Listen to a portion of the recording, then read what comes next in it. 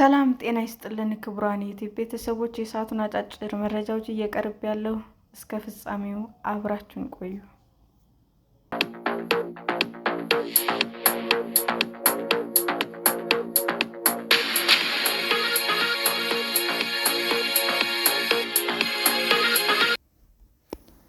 ፕሬዚዳንት ትራምፕን በመቃወም በተለያዩ የሀገሪቱ ከተሞች ከፍተኛ ሰልፍ ተካሄደ። በአሜሪካ በሚገኙ የተለያዩ ከተሞች ፕሬዚዳንት ዶናልድ ትራምፕን የሚቃወሙ ሰልፎች ተካሄዱ። የተቃውሞ ሰልፉ የተዘጋጀው ኖ ኪንግስ በተባለ ቡድን አማካኝነት ነው። ሰልፎቹ የተካሄዱት ትራምፕ በዋሽንግተን ዲሲ ያዘጋጁትን ወታደራዊ ትርኢት በመቃወም መሆኑ ተገልጿል።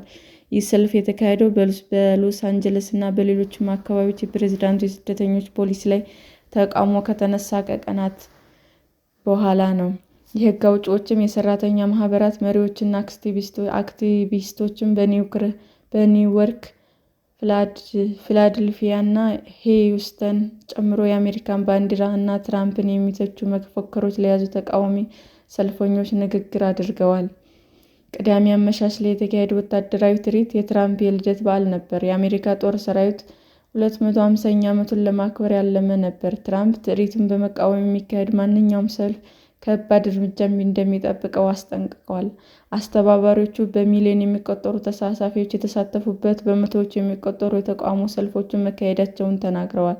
ተቃዋሚ ሰልፈኞች በፊላደልፊያ በላባ ፓርክ በመሰባሰብ ተቃውሟቸውን አሰምተዋል። የ61 ዓመቱ ነርስ ካረን ቫን ትራይስት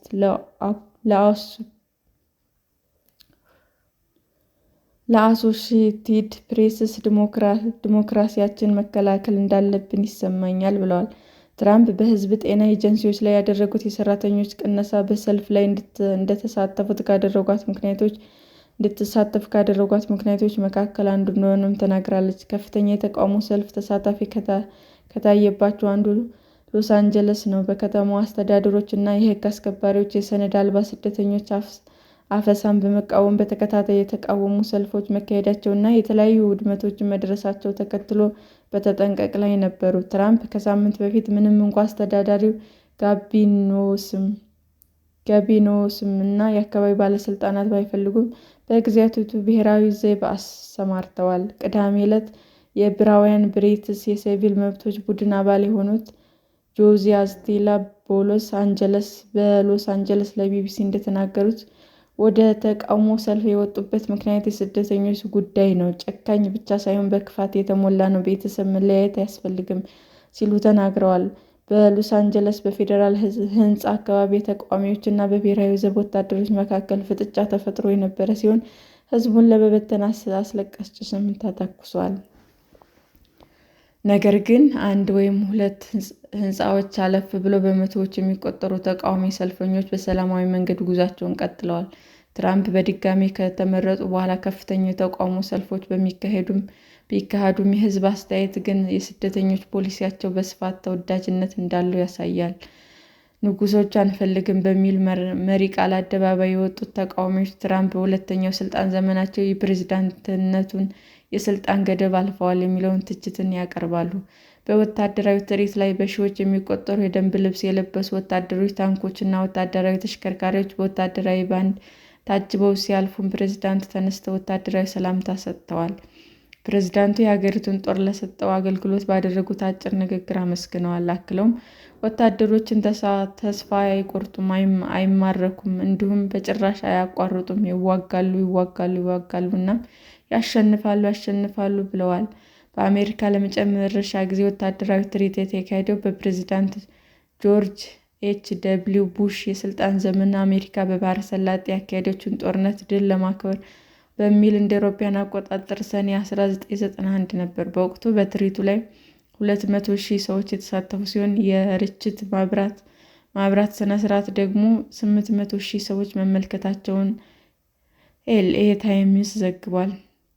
በቅዳሜው ዝግጅት ላይ አየሩ እርጥበታማ ስለነበረ እና ዝናብ ይዘንባል የሚል ትንበያ በመኖሩ የታደሙት ሰዎች ቁጥር ከዚያ በታች ሰላም ጤና ይስጥልን ውድ የዩቲዩብ ቤተሰቦቼ እንዴት ናችሁ?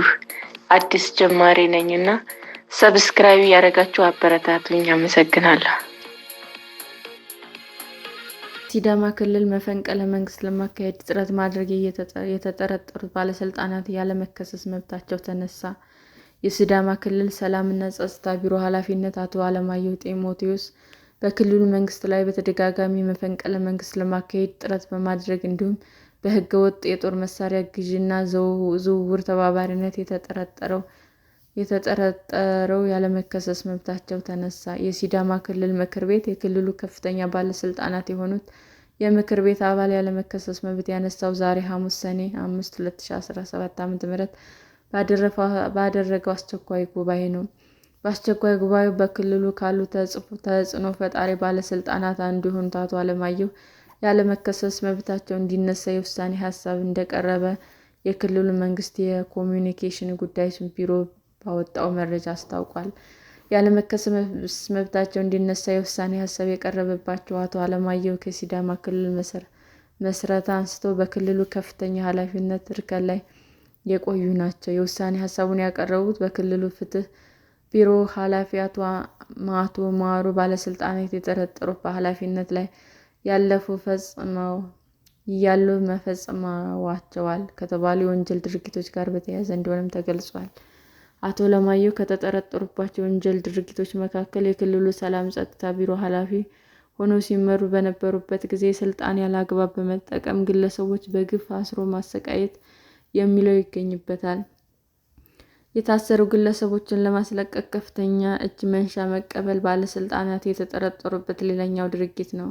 የሰላምና የጸጥታ ቢሮ ኃላፊው ህገወጥ የአደንዛዥ እጽ ዝውውር ፍቃድ መስጠት እንዲሁም ህገወጥ የጦር መሳሪያ ግዥና ዝውውር እንዲካሄድ መፍቀድ የሚሉ ወንጀሎችም ቀርበውባቸዋል። የግሉ ጥቅምን መሰረት በማድረግ በክልል ውስጥ ህገ ወጥ የኮንትሮባንድ ንግድ እንዲስፋፋ ማድረግ የሚለውም በፍትህ ቢሮ የቀረበ ሌላኛው ጥርጣሬ ነው።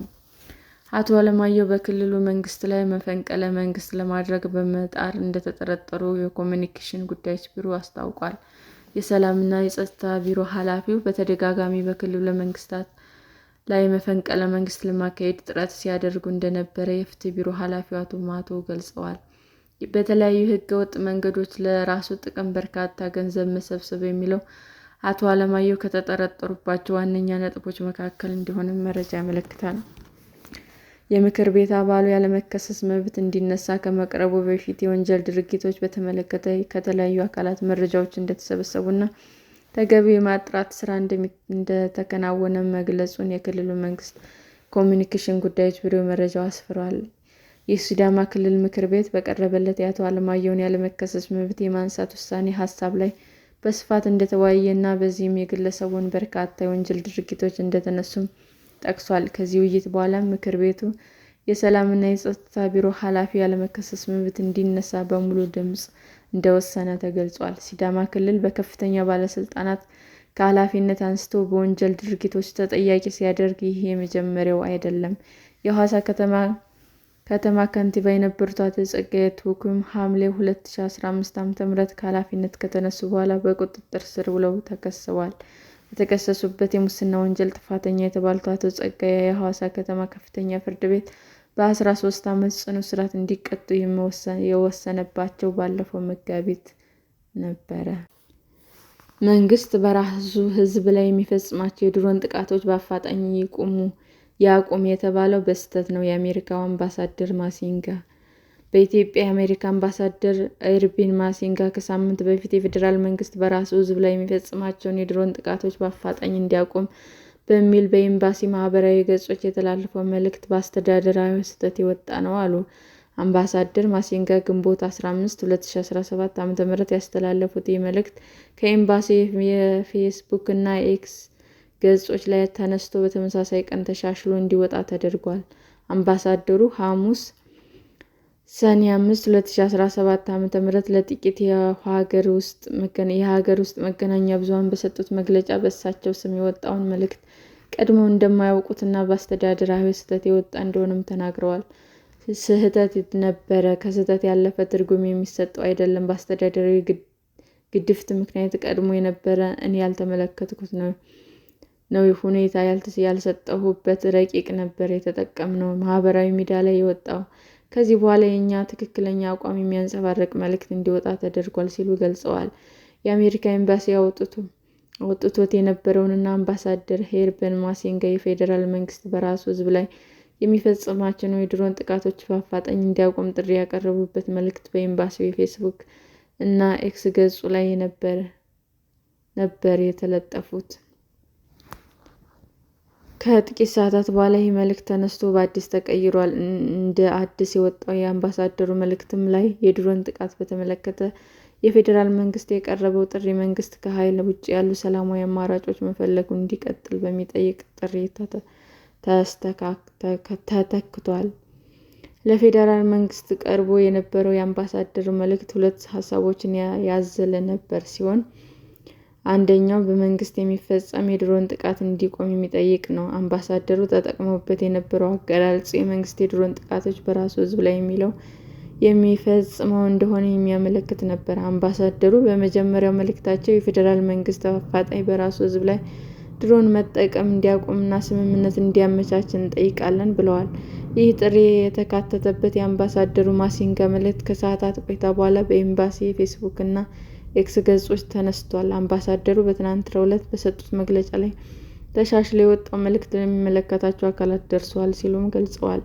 7 ሰዓት ገደማ ላይ በድጋሚ የተለጠፈው አምባሳደሩ መልእክት የድሮን ጥቃት የተመለከተውን ከፊል ያስወጣና ለፌዴራል መንግስት የቀረበውን ጥሪ ያሻሻለ ነው።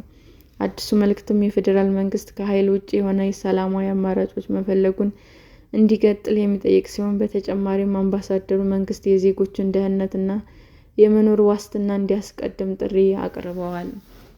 አምባሳደሩ መልእክት ላይ ከዚህ ውጭ የተደረገ ሌላ ማሻሻያ ለፋኖ ኃይሎችና በተላለፈው መልእክት ላይ ጥሪ እናቀርባለን የሚለውን እናሳስባለን በሚል የተተካ ነው። በመጀመሪያ መልእክት ላይ የዩናይትድ ስቴትስ ፋኖ ከተጨባጭ እና ሰላማዊ ዓላማዎች ጋር ወደፊት እንዲመጣ ጥሪ ታቀርባለች ይል ነበር።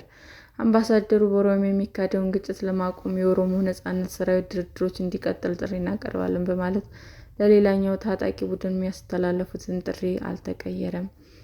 የመንግስት ኃይሎች በአማራና በኦሮሚያ ክልሎች ውስጥ ከሚንቀሳቀሱ ታጣቂ ቡድኖች ጋር ከሚያደርጉት ግጭት በሰውና በንብረት ላይ ጉዳት እየደረሰ ከመሆኑ በተጨማሪ የህዝብ መደበኛ እንቅስቃሴ በከፍተኛ ሁኔታ እየተስተጓጎለ መሆኑን ነዋሪዎች ይናገራሉ። ከዚህ ግጭት ጋር በተያያዘ በሚፈጸሙ የድሮን ጥቃቶች በተለያዩ የሀገሪቱ ክፍሎች ውስጥ ሰላማዊ ሰዎች መገደላቸውን መንግስታዊ የሰብአዊ መብት ኮሚሽን ጨምሮ ሌሎች ሪፖርቶች ማመልከታቸው ይታወሳል።